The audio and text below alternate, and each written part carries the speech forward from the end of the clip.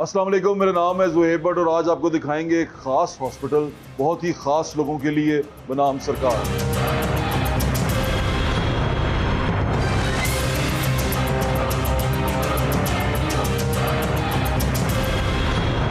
मेरे इस हॉस्पिटल में आने का मकसद सिर्फ एक है। मैंने सुना कि एक हॉस्पिटल है जिसके एमडी एक डॉक्टर हैं और वो डॉक्टर ट्रांसजेंडर हैं। अब डॉक्टर और ट्रांसजेंडर हैं और वो एक हॉस्पिटल के एमडी हैं और वो हॉस्पिटल चलाते हैं, ट्रांसजेंडर कम्युनिटी के लिए काम कर रहे हैं, गरीबों के लिए काम कर रहे हैं। तो मेरी ख्वाहिश हुई कि मैं जाके मिलूँ और उनकी स्टोरी आपके साथ शेयर करूँ। आए डॉक्टर जैन से मिलते हैं।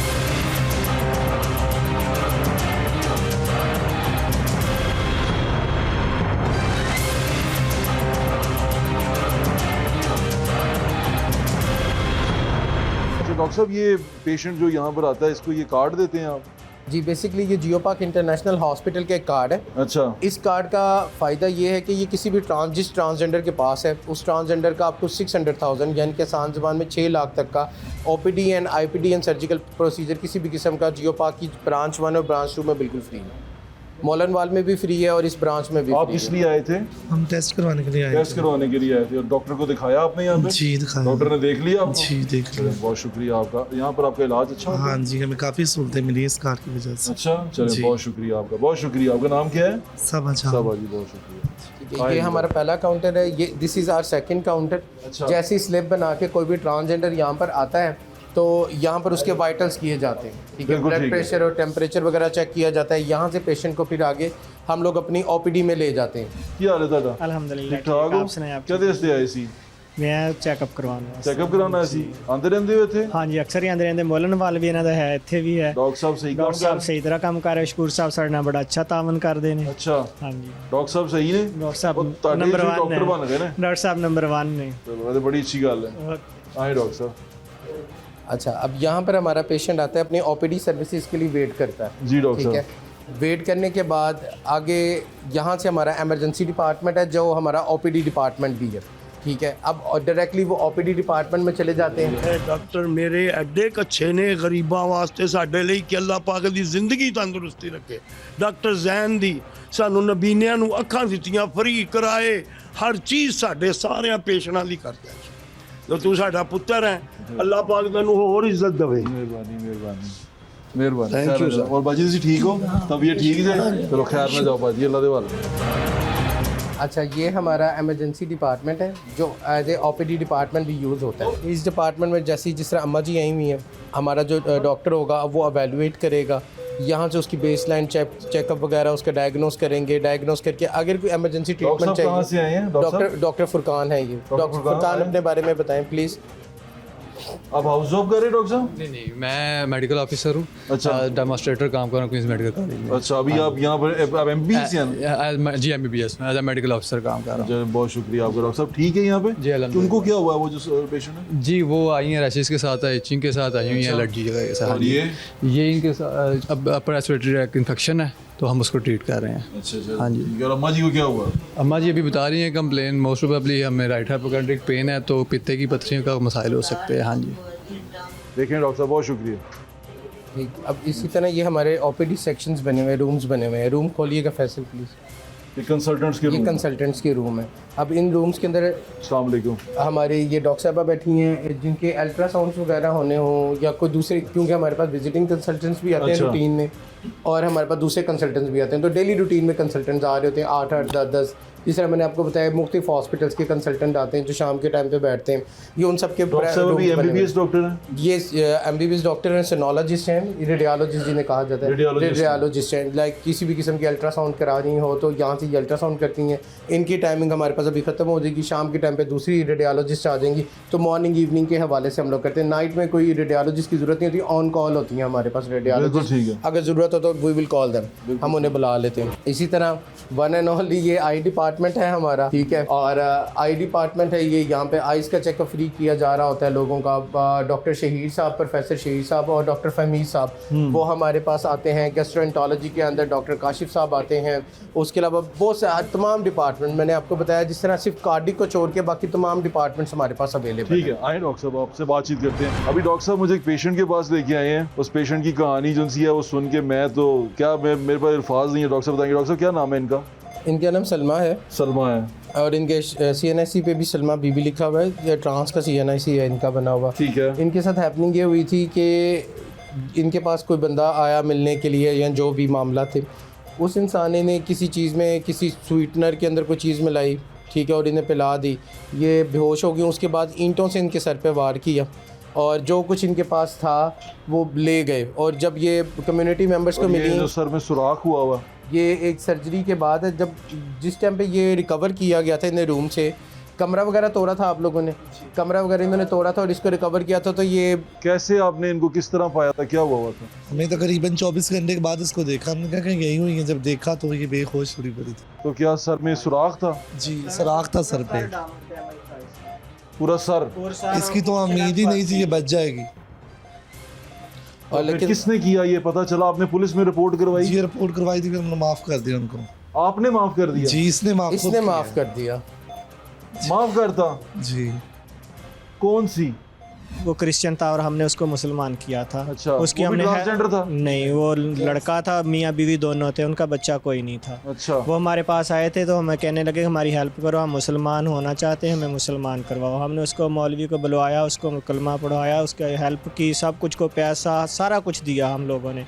फिर इसके पास रहने के लिए उसको जगह दी, दो तीन दिन रुका। जब उसको पता चल गया इसके पास 2 मोबाइल थे और पैसे वगैरह थे, उसको पता चल गया और उसने इसके साथ ये कुछ कर दिया और फिर और पैसा उसको लेके माफ वो भी कर चला दिया? गया। नहीं, हम लोगों ने रिपोर्ट करवाई, उसके पास ID कार्ड भी नहीं था, कुछ भी नहीं था उसके पास। अच्छा। तो पुलिस में कंप्लेन करवाई थी, लेकिन पुलिस वालों ने भी कुछ नहीं हमारी रहनुमाई की। और फिर इसने तो माफ फिर कर इसने खुद ही माफ़ कर दिया उसको। पुलिस वालों ने कुछ नहीं किया उसके नहीं, लिए? कुछ भी नहीं किया। ये तो बड़ा बेसिकली ये चीज़ जाहिर करती है ट्रांस कम्युनिटी का दिल बहुत बड़ा होता है। मैं हमेशा एक बात मैंने हमेशा कही है, जीने दो, सिर्फ एक मौका दो, एक मौका दो। पूरा सुराख है। और अल्हम्दुलिल्लाह ये जिस टाइम पे हमें रिसीव हुए थे, ये सर्जरीज़ के बाद हैं और ये डेली ड्रेसिंग के लिए भी हर 2 दिन बाद यहाँ पर आते हैं। ड्रेसिंग होती है डेली। अगर आपको ड्रेसिंग का मैं कैमरे में तो दिखा नहीं सकती, तकरीबन पूरा एक गाज पीस का जो पैकेट है वो एक दफ़ा ड्रेसिंग के लिए हम लोगों को अंदर लेके जाना पड़ता है। ठीक है, डॉक्टर्स का कहना ये है कि जितना है इट्स इनफ। शुक्र है कि खुद चलती हैं, बोलती हैं, खाती हैं, पीती हैं, अपनी ज़रूरियात ज़िंदगी के मामलात की तरफ दोबारा आ गई हैं। लेकिन पाकिस्तान में ये सब कुछ चलता है, ट्रांस कम्युनिटी के साथ होता है। लेकिन हम लोगों ने इसको एक हफ़्ता हम लोगों ने इसको जनाह में रखा, लेकिन उन्होंने कहा कि आप इसको ले जाएं, इसका कोई हल नहीं है हमारे पास। तो फिर तकरीबन 2-3 माह इसको इसके घर भेज दिया, घर वालों ने इसकी केयर की। फिर हमने डॉक्टर जैन साहब से रब्ता किया, तब से इसका इलाज इधर ही हो रहा है। अल्लाह ताला इनको शफा दे। इंशाअल्लाह। आए डॉक्टर साहब। ये इस स्टैंडर्ड के हमारे पास प्राइवेट रूम्स हैं।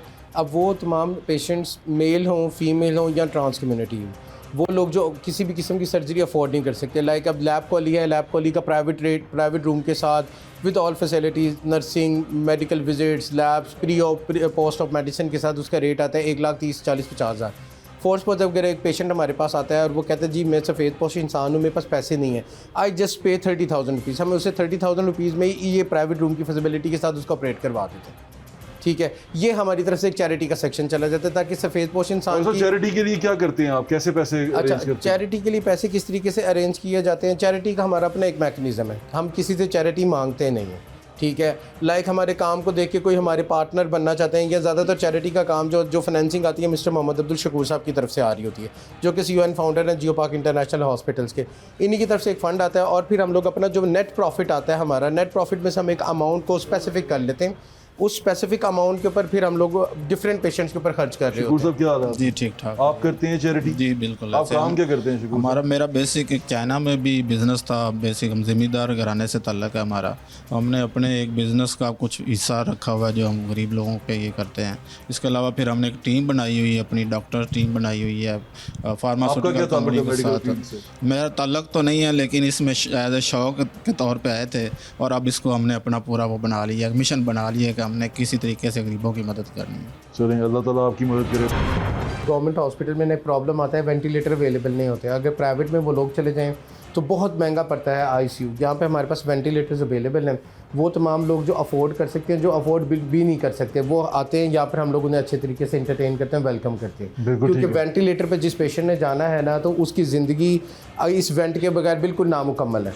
ठीक है, वो अपनी लास्ट ब्रीथ भी नहीं ले सकता सही तरीके से। वेंटिलेटर जो है, आप इसे कह सकते हैं कि एक लाइफ सेविंग सपोर्ट होता है किसी भी पेशेंट के लिए जो उस क्रॉनिक कंडीशन में आ जाता है। तो हम लोग यहाँ पे वेंटिलेटर की भी फिजिबिलिटी हमारे पास है और ये कंप्लीट आईसीयू है जो एक्टिव रहता है 24/7। हम लोग यहाँ पे जो हमारे पास पेशेंट आ जाएँ, जिस तरह जनाह से रेफ़र होकर आ जाए, वो तमाम गरीब मरीज़ जो अफोर्ड नहीं कर सकते महंगे आईसीयूज़, हम लोग उन्हें यहाँ पे इन्हें वेंटिलेटर्स पे इंटरटेन करते हैं। ये आपका वेंटिलेटर यहाँ पर अवेलेबल है? जी आईसीयू हमारा एक्टिव आईसीयू बिल्कुल ठीक है डॉक्टर। जनखा है, हिजरा है, थोड़ा सा और औरतों की तरह है, लिपस्टिक पाउडर लगा लेता है, मर्दों वाली मूछें नहीं है, यही सब चीज़ें कहेंगे। लेकिन वो तमाम अफराद जिनका मेरे हॉस्पिटल में फ्री सर्जरीज़ होती हैं, वो तमाम लोग बुनेर के वो अफराद जिनके पास फ्लड एक्टिविटीज़ के लिए मैं पहुँचे, वहाँ पर हम लोग तकरीबन 28 डॉक्टर्स मेडिकल एंड पैरामेडिकल की टीम लेके गए।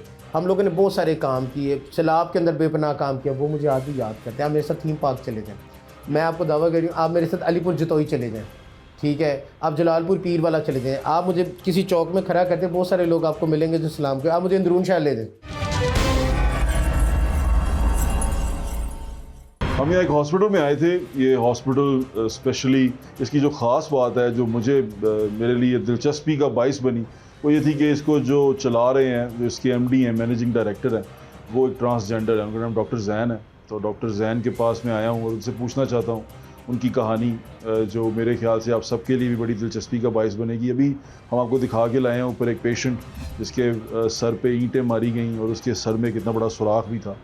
उसने कहा कि मैंने उसको माफ़ कर दिया। तो ये करने के लिए बहुत बड़ा दिल चाहिए। इधर तो खरोश आ जाए तो कहते हैं कि भाई पूरा करके जा। ये उस बेचारे की गुर्बत है, उस बेचारे की लाचारी है, या हम लोगों की बेहिसी है कि हम इस तरह की चीज़ होने देते हैं। तो डॉक्टर साहब ये जो मिशन चला रहे हैं ट्रांसजेंडर कम्युनिटी, जो मेरे ख्याल से सबसे ज़्यादा अंडर प्रिविलेज्ड है हमारी सोसाइटी के अंदर, उसका ख्याल रखे हुए हैं और ख़ुद भी उस कम्युनिटी से ताल्लुक़ रखते हैं। तो इनका ये सफ़र कैसा रहा, इन्हीं से बात करते हैं। अस्सलाम वालेकुम डॉक्टर साहब। वालेकुम अस्सलाम, कैसे हैं आप? अल्हम्दुलिल्लाह ज़बरदस्त। आप? डॉक्टर जैनी कहूँ मैं आपको? आप मुझे डॉक्टर जैनी कह रहे हैं? अच्छा चलें। डॉक्टर जैनी, ये बताएं कि ये आइडिया कैसे आया? व्हाट इज़ दिस आइडिया, ये हॉस्पिटल का? अच्छा, आइडिया किस तरीके से आया हॉस्पिटल का? मेरे कुछ जानने वाले थे, वो मियो हॉस्पिटल में थे और मुझे पता चला कि वो उनकी काफ़ी तबीयत ख़राब है, उन्हें लीवर सिरोसिस था। और जब उनकी अयादत के लिए गए तो पता चला कि उन्हें गुज़श्ता 4 दिनों से बेड ही नहीं मिला। ये इट्स अबाउट 2-2.5 साल हो गए इस बात को। अच्छा। उन्हें बेड ही नहीं मिला। बहुत ज़्यादा वहाँ पे ट्रांसजेंडर थी वो, ठीक है, बाजी बग्गो नाम था उनका।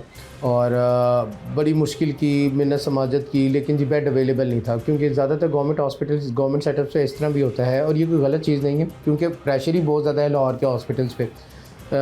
अब एक पेशेंट है मेल, तो उसके साथ एक और मेल को एडजस्ट कर दिया जाता है, ठीक है। लेकिन अब एक ट्रांसजेंडर को किसी मेल के साथ एडजस्ट करने में उन्हें मसला था और फीमेल के साथ तो वो एडजस्ट वैसे नहीं करना चाहते थे। तो इसी वजह से उन्हें प्रॉपरली वहाँ पर जगह और स्पेस नहीं मिली, ठीक है। स्पेस ना मिलने की वजह से डॉक्टर ने डिस्चार्ज कर दिया और वापसी के ऊपर उनकी डेथ हो गई, ठीक है। एक माइंडसेट मेरे दिमाग में क्लिक कर गया कि शायद जगह ना मिलने की वजह से या बेड ना मिलने की वजह से शायद उनकी एक क्लिनिकली तौर पर डेथ हुई है। और ज़माने तालिब इल्मी था और उस टाइम पे एक चीज़ सोची थी। कहाँ पढ़ रहे थे आप? I am graduate from Quaid-e-Azam university, ठीक है। I am a doctor of optometry, जिसे आई फिजिशियन भी कहा जाता है, और ये 5 ईयर्स की डिग्री होती है ऑप्टोमेट्रिस्ट की। और उस टाइम पे एक ख्याल दिमाग में आया कि यार कुछ भी हो जाए, मैंने कुछ ऐसा काम ज़रूर करना है, क्योंकि पाकिस्तान के अंदर ना एक अलमिया पाया जाता है, ख्वाजा सरा की बचपन की कमाई जो होती है वो जिनके पास वो होता है उनके पास चली जाती है।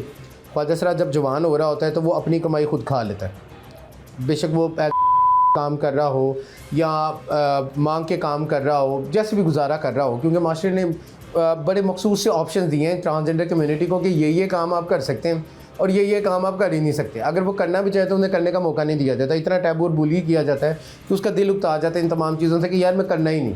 डॉक्टर साहब, आपको जब ये तालीम हासिल कर रहे थे आप डॉक्टरी की, आपको बुली का सामना हुआ? देखिए, बुली होना ये एक आम सी बात है। आप अभी भी सोशल सोसाइटी के अंदर बैठे हुए, बाज़ दफ़ा अगर आप किसी डॉक्टर्स की मीटिंग में चले जाएं या किसी जगह पर जाएं तो लोग आपको बात सुन के बड़ी अजीब सी नज़र से देखते हैं कि पता नहीं ये क्या चीज़, क्या बला आ गई।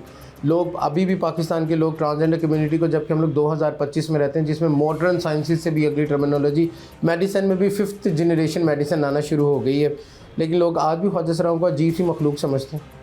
ये क्या हकीकत है। बहुत दफ़ा ज़िंदगी में बुली होना पड़ा। ज़माना तालिब इल्मी में भी रिलेटिव मैंने देखा ट्रांसजेंडर पढ़ नहीं पाते। वो कहते हैं हम कहाँ पढ़ें, हमें स्कूल चाहिए अलग से।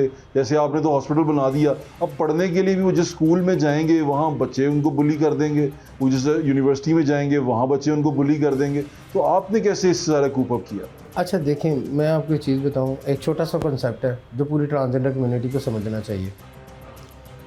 आप एक रूह हैं, आप किसी को समझा नहीं सकते। ठीक है।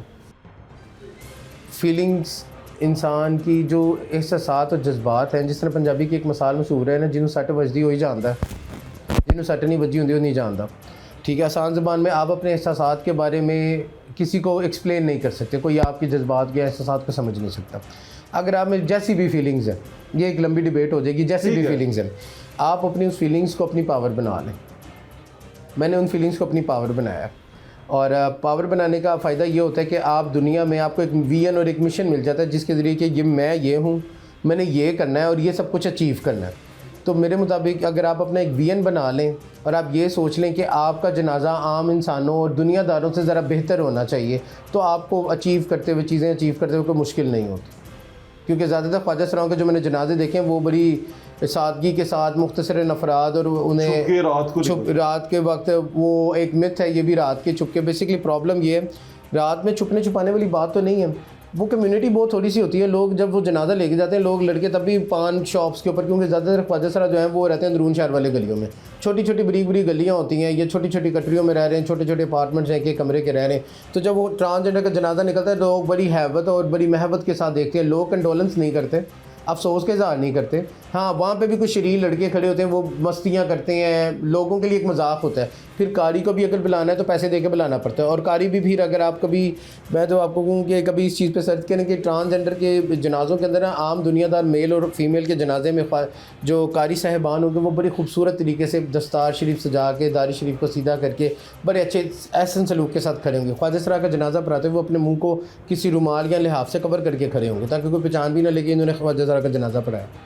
देखिए, इंसान का इंसान होना याद रखें, उसके अमाल अच्छे हैं या बुरे हैं, वो अल्लाह रब्बुल इज़्ज़त की ज़ात अक़दस का और इंसान का मामला है। ठीक है, अल्लाह सुब्हानहू व तआला ने एक चीज़ बड़ी क्लियर पिक्सल में बता दी है कि आपने अपने आप को मेरे बंदों के हकूक़ के मुताबिक गलत नहीं करना। ठीक है, दूसरा, अल्लाह ताला का सबसे बड़ा डिमांड जो इंसान से है वो ये है कि मेरे हकूक़ पूरे करें। वो उसका और उसके अल्लाह ताला की ज़ात अक़दस का मामला है कि वो क्या है, बिल्कुल ठीक वो है। किस बॉर्डर लाइन पे चल रहा है। ये फैमिली लाइफ जो सी है वो तो बहुत ज़्यादा डिस्टर्ब हो जाती है, स्पेशली ट्रांसजेंडर की। शुरू में बढ़ना, आगे बढ़ना, फिर बहुत सारी चीज़ें ऐसी फैमिली ने तो बड़ा डिस्टर्ब किया होगा। देखिए, सबसे बड़ा मसला पता है, आपकी फैमिली आपको डिस्टर्ब नहीं करती। फैमिली के जो दूर के रिश्तेदार होते हैं, माँ की तरफ के रिश्तेदार, बाप की तरफ के रिश्तेदार, और अगर आपके भाई हैं तो आपके भाइयों के दोस्त, वो जानबूझ के आपके बहन भाइयों को इस चीज़ के ऊपर फोकस करवाते हैं, उन्हें टॉन्ट करते हैं, उन्हें बुली करते हैं कि जी ताड़े घर खुसरी है, ए ताड़ा भरा जरा है, जनखा है। और अब मैं, आप मीडिया पे वो वर्ड्स नहीं बोल सकता, लेकिन वो बहुत मोस्ट कॉमन वर्ड हैं जो बोले जाते हैं कि जी एते एंजे, एते एंजे, एते एंजे। बेशक वो जो इंसान आपकी कैरेक्टर असैसिनेशन कर रहा है, बेशक वो खुद इस किस्म की एक्टिविटीज़ में इन्वॉल्व हो, वो खुद बेशक रात के किसी पैर में किसी ख्वाजा सरा के पास जाता हो अपने जिस्म की लस्ट पूरी करने के लिए, लेकिन वो जब आपकी फैमिली के साथ इंटरेक्ट करेगा तो वो इस तरह बताएगा जिस तरह आज ही वो खाना काबा के अंदर ही पैदा हुआ है और आज ही वहाँ से निकल के और बहुत नेक दुनियादार इंसान है, बड़ा दीन का मुबल्लिग है, जबकि ऐसा नहीं है। हर एक इंसान के 4 से 5 चेहरे हैं। ठीक है, एक चेहरा उसके घर के अंदर का है, एक चेहरा उसके दफ्तर का है, एक चेहरा उसके तलीमी अदारे का है, और एक चेहरा उसकी ज़ात की तन्हाई का है। जब उसे कोई नहीं देख रहा होता इंसान का, वो भी एक स्पेसिफिक चेहरा होता है जिस टाइम पे वो उसे देख तो कोई भी नहीं रहा, लेकिन जो वो एक्चुअल हरकतें उस टाइम पे करता है या जो उसकी एक्टिविटीज़ होती हैं, तो इंसान के कई सारे चेहरे होते हैं। लेकिन मसला ये होता है ट्रांसजेंडर फैमिली ख्वाजा सराओं के साथ कि जब वो अपनी फैमिली के साथ रह रहे होते हैं, फैमिली को बताना सबसे मुश्किल काम है, और अब फीलिंग्स के बारे में समझाना बहुत सारा मुश्किल काम है। शायद इन बातों से कुछ दीनी हल्के जो हों वो एतराज़ करें और बुरा भी कहें। देखें, ये बात छोड़ दें कि कौन क्या है, आप ये देखें कि आया वो 5 वक्त का नमाजी है। अच्छा, वो क्या ये कहते हैं ना कि ये अगर बंदा एक बच्चा लड़का पैदा हुआ है और वो लड़का पैदा हुआ है फिजिकली बिल्कुल ठीक लड़का है वो, तो फिर वो लड़की बन रहा है, वो ये एतराज़ करते हैं। देखिए, ये एतराज़ बिल्कुल जायज़ है, ये एतराज़ किसी हद तक बिल्कुल जायज़ है। ठीक है, आप एक चीज़ को समझें, माशरे के अंदर बहुत सारे ऐसे, अब तो ये ट्रेंड आ गया है कि बहुत सारे ऐसे अच्छे भले मर्द हैं जो आपको इशारे के ऊपर ख्वाजा सरा बन के मांगते हुए नजर आएंगे। जी, मैंने देखा। ठीक है, दिन के, अब वो एक स्टोरी है, मैं अक्सर आई जस्ट से दैट कि वो पिंड के अंदर उनका नाम होता है बिलाल। ठीक है, जैसे वो लाहौर की टेरिटरी में एंटर होते हैं तो दे बिकम अ बिल्लो। ठीक है, ये चीज़ गलत है। बेसिकली ख्वाजा रसा कम्युनिटी में इतने सारे बहरूपिये शामिल हो गए हुए हैं कि लोगों को इस बारे में पता नहीं कि कोई कौन सा सही ख्वाजा सरा है और कौन सा सही ख्वाजा सरा नहीं। ये एक हकीकत है माशरे की। और रहेगी बात जहाँ तक आपके पहले वाले जिस टॉपिक पे हम बात कर रहे थे, देखें किसी का ख्वाजा सरा होना मायने नहीं रखता, उसका कितना अच्छा इंसान है, वो कितनी हलाल कमाई ये जो आप बात कर रहे हैं ये इंसान के, जब इंसान अपने इंसानियत के दर्जे पे आता है ना, ये तब की बात कर रहे हैं। लेकिन अभी हम मोस्टली तो हम इंसानियत के दर्जे पे जा ही नहीं पाते ना, हम तो हैवानियत में ही कहीं खो जाते हैं और उसी को अपना सोसाइटी बना लेते हैं। जनखा है, हिजरा है, थोड़ा सा और औरतों की तरह है, लिपस्टिक पाउडर लगा लेता है, मर्दों वाली मूछें नहीं है, यही सब चीज़ें कहेंगे। लेकिन वो तमाम अफराद जिनका मेरे हॉस्पिटल में फ्री सर्जरीज होती हैं, वो तमाम लोग बुनेर के वो अफराद जिनके पास फ्लड एक्टिविटीज़ के लिए मैं पहुँचे, वहाँ पर हम लोग तकरीबन 28 डॉक्टर्स मेडिकल एंड पैरामेडिकल की टीम लेके गए। हम लोगों ने बहुत सारे काम किए, सैलाब के अंदर बेपनाह काम किया, वो मुझे आज भी याद करते हैं। आप मेरे साथ थीम पार्क चले जाएँ, मैं आपको दावा कर रही हूँ, आप मेरे साथ अलीपुर जतोई चले जाएँ, ठीक है, आप जलालपुर पीर वाला चले जाएँ, आप मुझे किसी चौक में खड़ा करते, बहुत सारे लोग आपको मिलेंगे जो सलाम के, आप मुझे अंदरून शहर ले दें। सोसाइटी जिसमें से आप निकल के बाहर आए हैं, क्या मुश्किलात से फेस की हैं आप? अच्छा, सबसे बड़ी मुश्किल तो होती है सबसे पहले अपने आप को यकीन दिलवाना कि आप एक इंसान हैं, खुद को यकीन दिलवाना, क्योंकि आपके गिरदनवा के अंदर रहने वाले आम लोग वो आपको इतना ज़्यादा बुली करते हैं कि आप ज़्यादातर ख्वाजा सरा या ज़्यादातर वो लोग जो अपने आप को रूह कहते हैं, वो एक मेंटल ट्रॉमा में से गुजरते हैं। वो मेंटल ट्रॉमा ये होता है कि वो उन्हें ये हर वक्त ये लगता है कि हुन की होएगा, मैं क्यों हाँ, मेरा कोई इलाज है कि नहीं है, मैं की कर सकती हाँ, अच्छा मैं नचना ही है। माशरा एक ऐसा पिक्चर क्लियर कर देता है, या तो तुमने मांगना है या तुमने जिस्म फरोशी करनी है। अब वो जिस्म फरोशी तुमने एलीट क्लास में करनी है या लोअर मिडिल क्लास में करनी है, या तुमने अशारे पे 100-200 के लिए करनी है या तुमने 5-10 हज़ार रुपये के लिए करनी है। आपको इन 4-5 फ्रेम्स के अलावा या ज़्यादा से ज़्यादा किसी तंदूर के ऊपर आपने खड़े हो जाना है रोटियाँ लगाने के लिए, और वहाँ पे आने वाले 10-15 लोगों ने आपको जलील करना है, तंदूर के मालिक ने भी आपको जलील करना है, आम लोगों से कम तनख्वाह आपको देनी है, और आपने पंजाबी से कहते हैं चुती लित्तर भी वावा सारे खाने ने तो पैसे भी थोड़े ये कमाने ने। तो इन तमाम मुहरक़ात के अलावा आज तक सोसाइटी में बता दें पाकिस्तान में किसी ट्रांसजेंडर को कोई राइट मिला? कोई राइट नहीं मिला। अभी तो आईडी कार्ड तो बनवा दिए गए हैं, वो तो उससे तो काफ़ी फ़ायदा हुआ है ना डॉक्टर साहब? देखिए, आईडी कार्ड का बन जाना कोई ख़ास चीज़ नहीं। आईडी कार्ड ना भी बनता हो तो मेल का आईडी कार्ड बना होता तो तब क्या बेहतर हो जाता। अब ख्वाजा सरा का आईडी कार्ड बन के उनको क्या कुछ मिल गया? कुछ भी नहीं मिला। Basically concept of mind set change करने की ज़रूरत है। आप एक माइंड सेट रखें। आप माशरे में ये बात क्यों करते हैं कि एक ख्वाजा सरा के लिए अलहदा स्कूल होना चाहिए? आप क्यों ये सोचते हैं कि अगर एक ख्वाजा सरा अपनी क्लास के दूसरे बॉयज़ के साथ बैठ जाएगा या को एजुकेशन में बैठेगा तो दूसरे मुंडिया को ख़राब कर देगा? आप मर्दों की दिमाग की एक्सरसाइजिंग क्यों इस तरह नहीं कराते कि दे कैन एक्सेप्ट अस? आप फीमेल्स की क्यों नहीं एक्सरसाइजिंग कराते कि दे कैन एक्सेप्ट अस? और इसके लिए सबसे बड़ी ज़रूरी चीज़ है कि आपके उस्ताद का मेंटल अप्रोच का उस लेवल तक होना कि वो चीज़ समझ सके कि दैट ही और शी, वो ही के या शी के, ही और she he is also my student. जब वो आपको इस कैटेगरी के फ्रेमवर्क में कोई उस्ताद ले आता है ना, तो वो आपको आम स्टूडेंट से ज़्यादा फोकस करता है। डॉक्टर साहब, अभी तो अमेरिका में भी जो ट्रम्प एडमिनिस्ट्रेशन है उसने तो बड़े क्लियरली कह दिया कि जेंडर दो ही हैं, बाकी कुछ नहीं है। तो आपको वो बुरा नहीं लगी वो चीज़? देखिए, मुझे अमेरिका का नहीं पता, I am not the citizen of America, क्योंकि एक तरक्की याफ्ता मुल्क है ना। देखिए, इससे पहले ये चीज़ होती है, हर गवर्नमेंट का ना अपना अपना इनिशिएटिव होता है।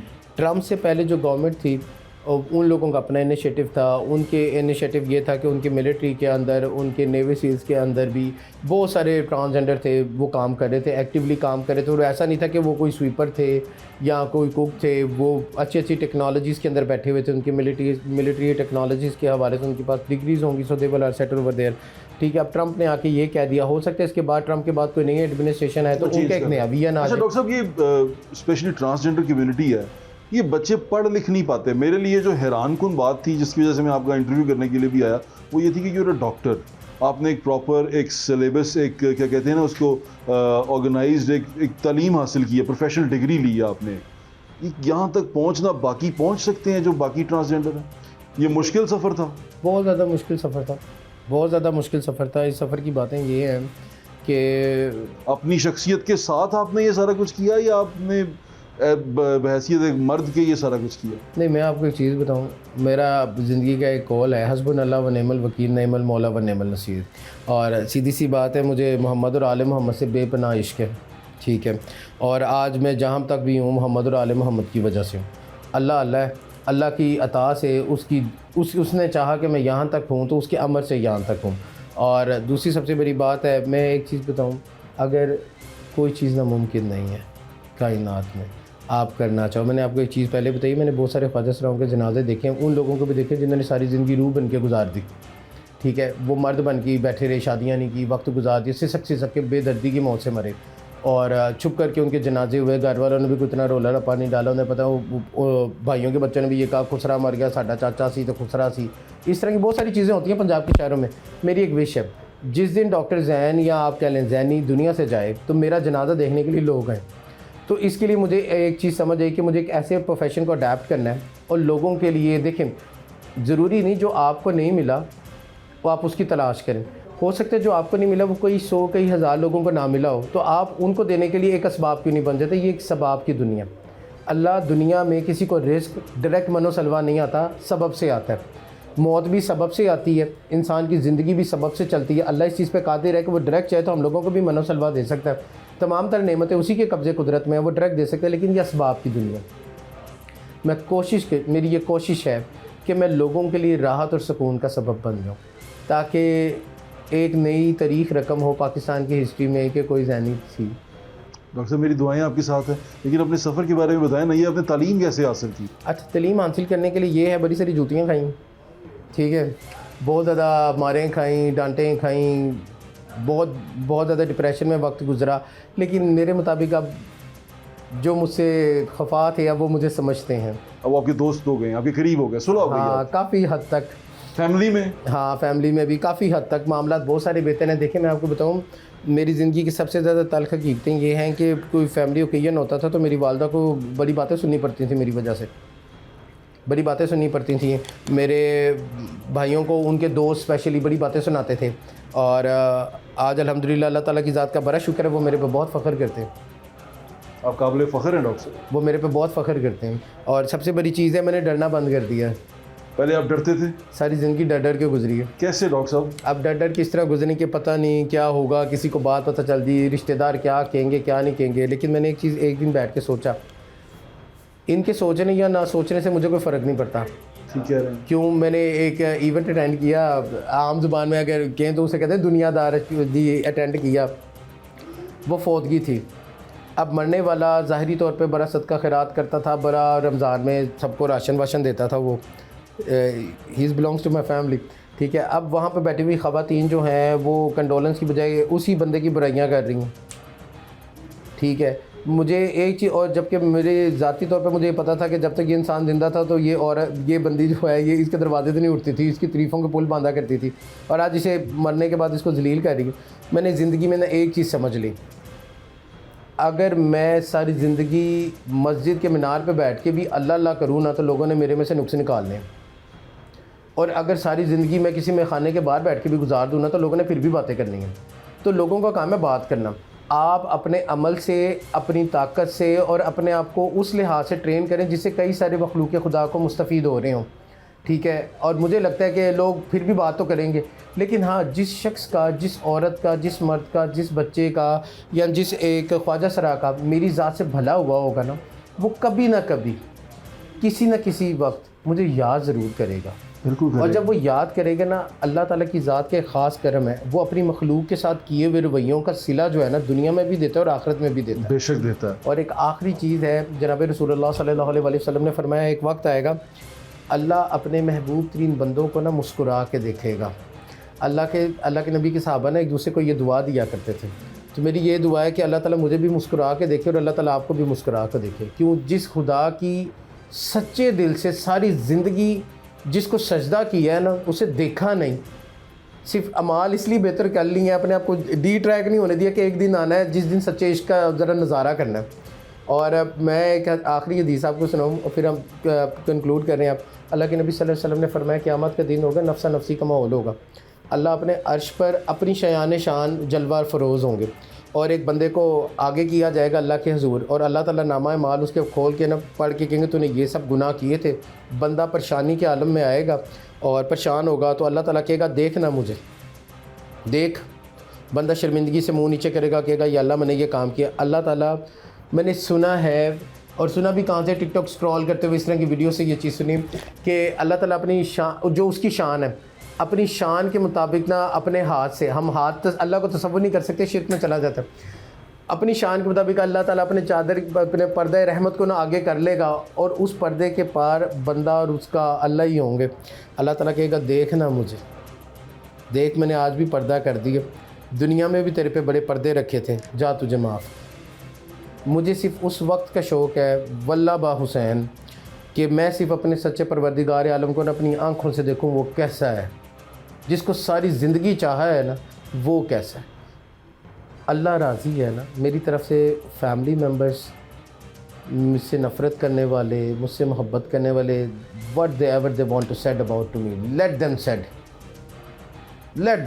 ज़्यादा से ज़्यादा क्या कहेंगे, वही कह देंगे खुसरा है, जनखा है, हिजरा है, थोड़ा सा और औरतों की तरह है, लिपस्टिक पाउडर लगा लेता है, मर्दों वाली मूछें नहीं है, यही सब चीज़ें कहेंगे। लेकिन वो तमाम अफराद जिनका मेरे हॉस्पिटल में फ्री सर्जरीज़ होती हैं, वो तमाम लोग, बुनेर के वो अफराद जिनके पास फ्लड एक्टिविटीज़ के लिए मैं पहुँचे, वहाँ पर हम लोग तकरीबन 28 डॉक्टर्स, मेडिकल एंड पैरामेडिकल की टीम लेके गए। हम लोगों ने बहुत सारे काम किए, सैलाब के अंदर बेपनाह काम किया, वो मुझे आज भी याद करते हैं। आप मेरे साथ थीम पार्क चले जाएँ, मैं आपको दावा कर रही हूँ, आप मेरे साथ अलीपुर जतोई चले जाएँ, ठीक है, आप जलालपुर पीर वाला चले जाएँ, आप मुझे किसी चौक में खड़ा करते, बहुत सारे लोग आपको मिलेंगे जो सलाम के, आप मुझे अंदरून शहर ले दें, बहुत सारे मेरे पेशेंट मिलेंगे। आप मुझे मिले अंदरून शहर के भी, वो आपकी बड़ी तारीफ़ कर रहे थे। तारीफ़ सिर्फ अल्लाह ताला की ज़ात की है। मुझे लगता है कि अल्लाह ताला ना मुंतखब करता है, अल्लाह रब्बुल इज़्ज़त ने ना मुझे अपनी मखलूक की खिदमत के लिए मुंतखब किया हुआ है, और ये कोई मेरा कोई एहसान नहीं है, वो चाहता किसी को भी मुंतखब कर लेता है। मेरी कोशिश है कि मैं अपने रब को राज़ी करूँ, और रब जो है वो उसी मखलूक की खिदमत। अच्छा, जाते जाते अब आखिरी बात, वो पेशेंट के बारे में बता दें जिसको हम ऊपर मिल के आए हैं, उसकी कहानी क्या है, कैसे? अच्छा, उसकी कहानी इस तरीके से है कि वो जी कोई क्रिश्चियन लड़का था, वो उनकी ज़िंदगी में दाखिल हुए और शायद प्यार हो गया, मोहब्बत हो गई। अब वो पूरी स्टोरी तो वो नहीं बताते, लेकिन कट एंड शॉर्ट जो उसको पता है, कुछ चीज़ों का पर्दा भी रखना चाहिए। खैर, उस शख्स ने पैसों की लालच के अंदर आके उसे किसी बोतल के अंदर कोई नशा और सीरा वगैरह डाल के दे दिया, और उसके सर के ऊपर 25 से 30 दफ़ा, मेडिकल रिपोर्ट में 25-30 दफ़ा उसने ईंटें मारी किसी रुमाल में बांध के, और उसे बेहोशी की हालत में छोड़ गया।